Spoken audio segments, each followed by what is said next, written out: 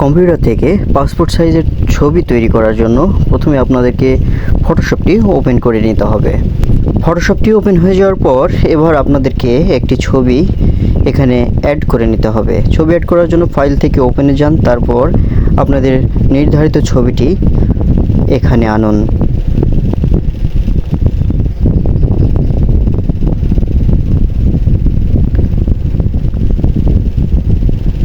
ছবিটি আনা হয়ে গেলে ক্রপ টুল থেকে 37 mm এবং 47 mm সাইজটি সিলেক্ট করে নিন এবং রেজুলেশনে থাকবে 300।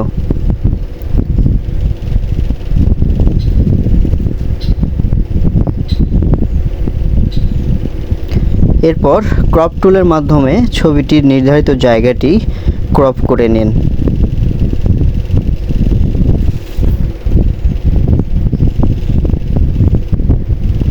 তারপর ইন্টার বাটন প্রেস করুন। ছবিটি পাসপোর্ট সাইজে কাটা হয়ে গেল।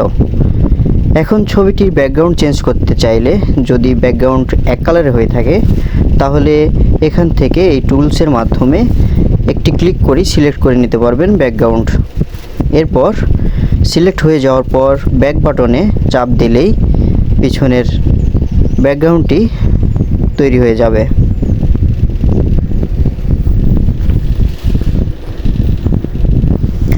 যদি ব্যাকগ্রাউন্ডে এক কালার না থাকে, তাহলে একটি টুলসের মাধ্যমে আপনাদেরকে এইভাবে কাস্টমাইজ করে সিলেক্ট করে নিতে হবে।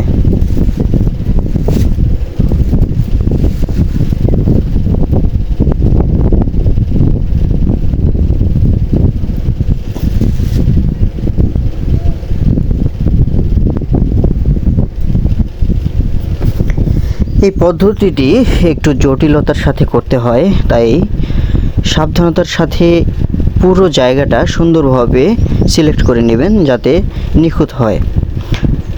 এর চেয়ে সহজ পদ্ধতিতে ছবির ব্যাকগ্রাউন্ড চেঞ্জ করতে হলে আপনাদেরকে অনলাইনে রিমুভ ব্যাকগ্রাউন্ড নামে ওয়েবসাইটটি ব্যবহার করতে হবে। সেখান থেকে একটি ক্লিকের মাধ্যমে আপনারা ছবির ব্যাকগ্রাউন্ড চেঞ্জ করতে পারবেন।